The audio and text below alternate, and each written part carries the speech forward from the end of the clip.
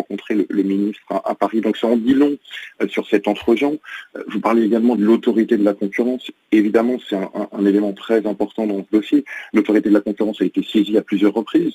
On peut considérer que c'est une autorité assez politique. On va voir, j'ai entendu sur votre antenne, me semble-t-il, le préfet dire qu'il allait saisir justement l'autorité de contrôle de l'État et de voir si ça justifiait des investigations plus poussées. Je suis curieux de savoir ce qui va se dérouler sur ce plan-là. Sur un plan politique, les choses pourraient néanmoins bouger, je l'espère, on pourrait l'espérer. Je crois que la députée de Martinique s'apprête à défendre un projet de loi visant justement à lutter contre la vie chère et la concentration économique dans les Outre-mer. Donc peut-être qu'on est à un point de bascule, peut-être que les choses pourraient enfin bouger. En tout cas, je pense que dans le contexte social actuel, les pratiques de GBH apparaissent d'autant plus scandaleuses. Et un dernier point, Emmanuel Fansten, à titre plus personnel, vous étiez certainement au courant de cette problématique outre-mer, mais est-ce que vous avez été, vous aussi, choqué d'en mesurer peut-être plus précisément l'ampleur à l'occasion de cette enquête ? Absolument.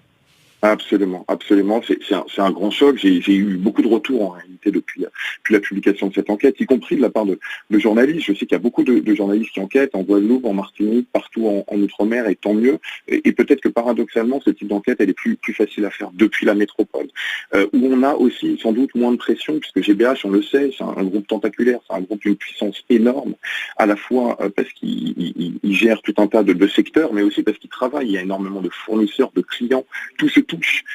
Donc peut-être qu'il fallait, enfin en tout cas le fait paradoxalement d'être en métropole aussi m'a donné un avantage par rapport à certaines informations que j'ai peut-être pu publier plus facilement que des confrères ou des consoeurs localement, et je m'en réjouis.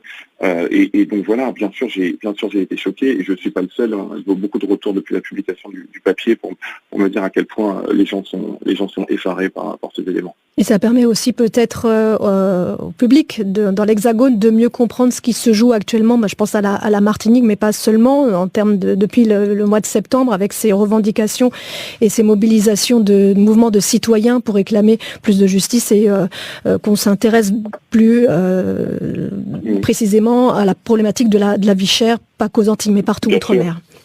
Bien sûr, d'autant plus qu'il y a une actualité, je finirai peut-être par ça, une actualité judiciaire extrêmement singulière, extrêmement forte, qui arrive bientôt. Il y a le procès bientôt de Rodrigue Petitot, vous savez, qui est évidemment le leader du mouvement contre la vie chère, qui a été incarcéré dans des conditions obscures. Et puis il y a l'audience aussi devant le tribunal de commerce sur les comptes de GBH, qui va peut-être être contraint à publier ses comptes consolidés. Donc voilà, il y a aussi un contexte très particulier qui est aussi